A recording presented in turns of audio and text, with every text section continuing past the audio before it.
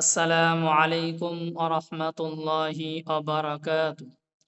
মান আহাব্বা লিল্লাহি ওয়া আবগাদা লিল্লাহি। নবী করিম সাল্লাল্লাহু আলাইহি ওয়াসাল্লাম বলেছেন, যে ব্যক্তি কাউকে ভালোবাসলে আল্লাহর জন্যই তা করবে। ওয়া আ'তা লিল্লাহি, দান খয়রাত করলেও তা আল্লাহর জন্যই করবে। ওমান আলিল্লাহি, আবার দান খয়রাত হতে বিরত থাকলেও তা আল্লাহর জন্যই থাক আল্লাহর জন্যই থাকবে। ফাকাদ ইস্তামালাল ঈমানা, তাহলে সে ঈমান পূর্ণ করেছে।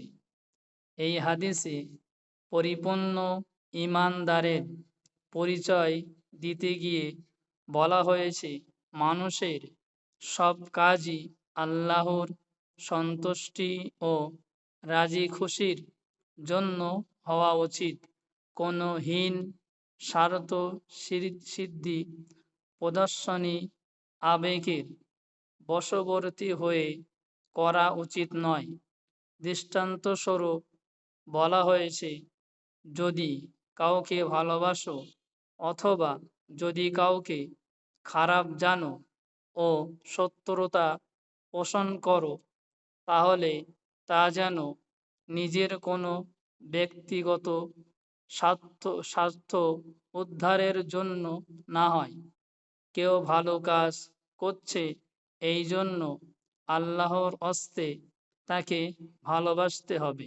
কেউ খারাপ কাজ করছে যা আল্লাহর নিকট ঘৃণ্য ও অপছন্দনীয়, তাই তাকে আল্লাহর জন্য ঘৃণা করা ও তার সাথে শত্রুতা পোষণ করতে হবে।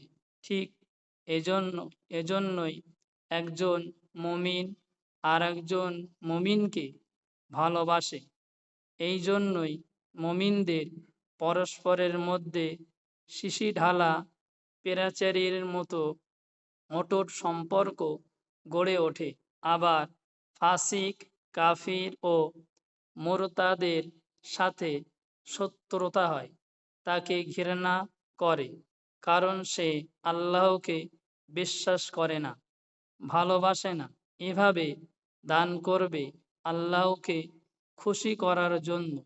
যেসব খাতে আল্লাহ খরচ করতে বলেছেন আর যেসব জায়গায় খরচ করা গুনাহ, যে খরচে কোনো সওয়াব পাওয়া যাবে না, সেসব জায়গায় আল্লাহর সন্তুষ্টির জন্য খরচ খরচ করে না, এরাই পরিচিত ও পূর্ণ ঈমানদার।